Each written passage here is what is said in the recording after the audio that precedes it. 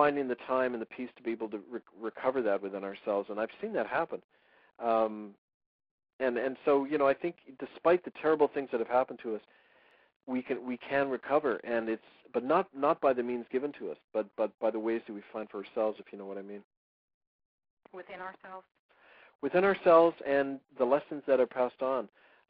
You know, all of this is like an incredible learning for me about, well, I'm able to look at my own culture for what it really is now, right? Not the nice version I was given from young, but really, you know, this dark side of our culture and Christianity, at least the way it worked out in Canada.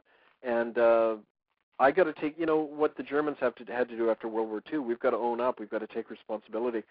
But I don't see that happening in a big way yet, and I think it'll come eventually, but it needs a lot more pushing, you know, a lot more exposure of this truth.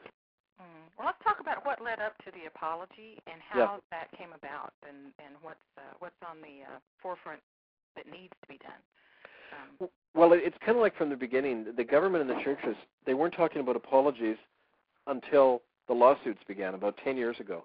The first group of residential school survivors began suing the government and the churches. And then you began to hear talk about, you know, how we're sorry about some aspects of this, the physical and the sexual abuse they've apologized for. But what was significant was last year when we released our film, there was a native member of Parliament who got up in Parliament in Ottawa.